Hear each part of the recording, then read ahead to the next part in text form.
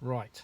First of all, a lot of people get confused with trying to work out where 45 degrees is. Okay, all you got to do, it's over there.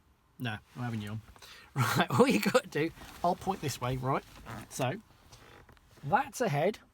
90 degrees is directly off there. So all you've got to do is turn your head 90 degrees and then pick something that is somewhere between the two. So, like that. So, for instance, for me, where I currently sat, there's a tree. Fine. Now, we could do the same here. So if we look out of the front window, right dead ahead, we've got the green van. Look to my right, 90 degrees. I have a brick wall. Pick something that's 45 degrees in between, and we're looking at maybe that bush over there, the edge of the bush. So sort of, I'm just at about there-ish. That's about 45 degrees. And you're better off doing 40, 45 rather than 45, 50. All right, so if in doubt, don't quite go so wide. Right, now, here we go. Simple. What we need to do, we're here, we've got to work out how to get here. So this is where I finish. We're just going to deconstruct and work it all backwards. So, start the car, team. Right, here we are. Here we go, my magic mirror stuck on the side again. Available in all good stores that sell mirrors. Right, now, I want you to, I can't say it. Can you turn full lock right, please, darling? What a good girl. Right, and then we're going to go into D for dunce, and then there we go. Right, now we'll just have a quick look, make sure, because you often get bikes coming down the road here. No, it's all good.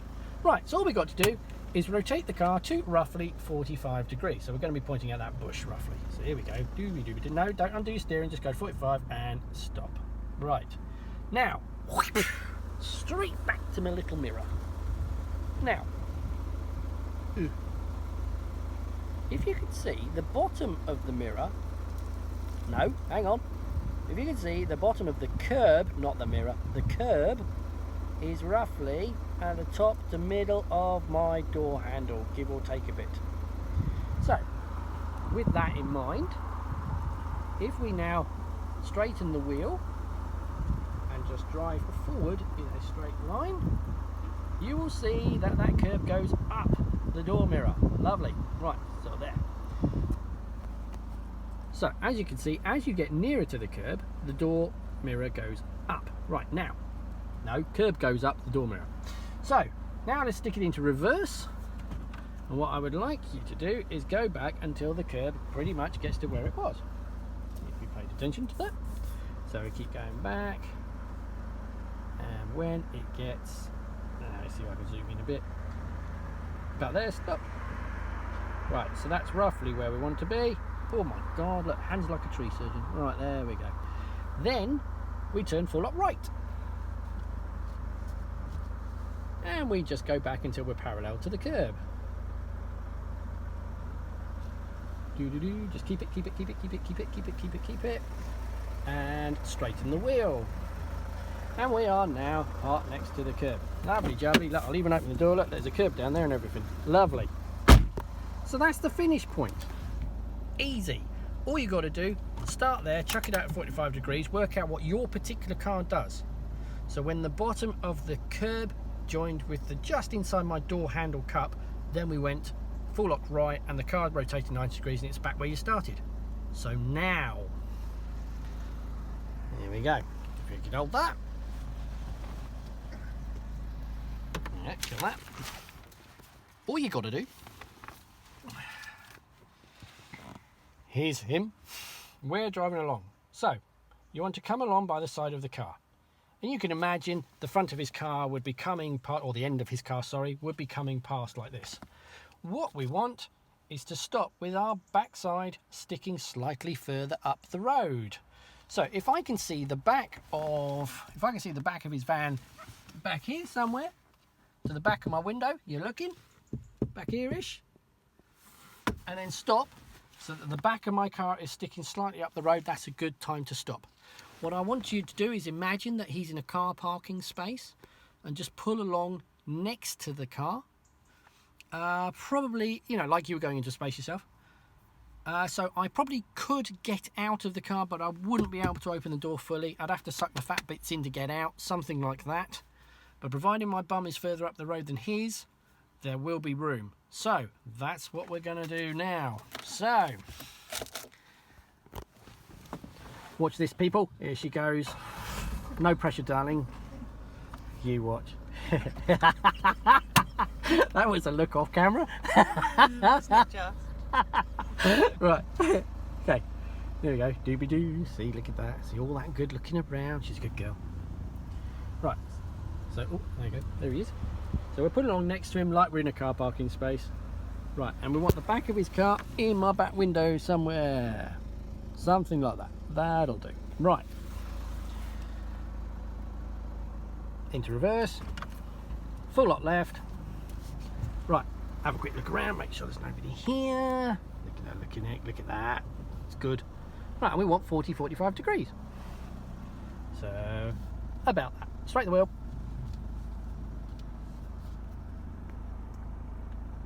And here we go. When it gets there, you just turn right. A bit early. Top we are. She turned too early then. Oh, but she's working it in. Used to driving a bigger car. Yeah, they come. Right, now. Oh, now here's a thing. Right, so this is a good excuse to point out where we've gone wrong. So, we can see his wheels on the floor. That is too far away. So what you would have to do is check around, make sure you never move forward unless you've done a perimeter check.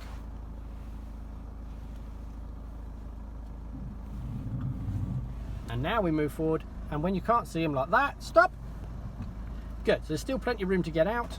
Job's a good one. Right, so let's do that again, because you did it wrong. Right, so let's take, if you want, take it back, give yourself a bit of room. There you go, looking around, and this is really important. I can't emphasize enough on the driving test, if you don't look around, you will fail your driving test. Okay, so gonna have another go. Pull along. There is a car coming, so we're just waiting. He's got out of the way, lovely. So bring it over. Good. So the back of his car is in the rear window, something like that. Right. Into reverse, all round observation, full lock it. There we go. Lovely. Now we just want 45 degrees. So we're looking around. When we get to about 45 degrees, about that, stop. Straighten the wheel, one complete turn, drive at the curb. And what we're looking for is to get that bottom of the curb just on the inside of my door handle. Stop. Full lock right. A good look around. Off you go. Get the car parallel. So as we come in, here it comes next to the curb. And stop. And now we cannot see. Nice. So from where I am, I cannot see the bottom of his wheels. Job's a good one. Marvel at your own skills, and then you can go, give me my license to the examiner and see how that goes. There you go. That's it. That's how you parallel park. Thanks very much. Bye. Awesome. Good point. What if it goes wrong? Okay, here we are back again. I was just making the video and I suddenly realised I forgot to put in a bit about what to do when it goes wrong and your considerations. Okay, so here we go. Keep in mind that the back of the car needs to be placed where you want it and the front can swing. So, the actual thing that you need to consider is this. So now I've got my car behind the other one. When I go to about 45 degrees, the bit that's interesting is this gap here. Okay, so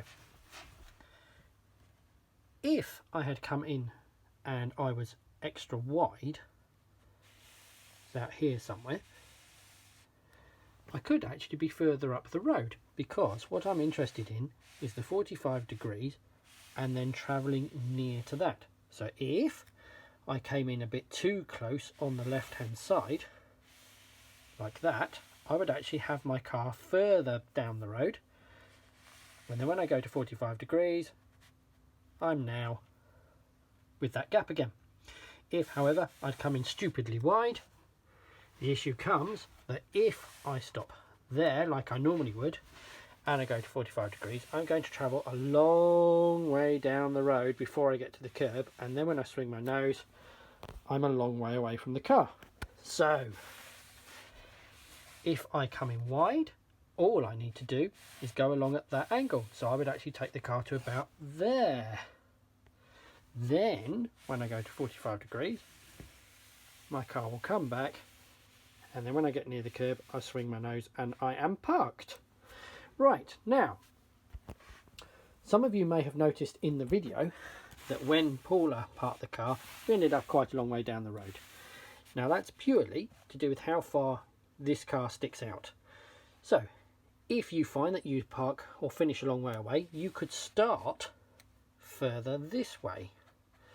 So now I'm parallel. When I go like that, by the time I get to the curb and I turn, my nose just comes in and I turn nice and tight.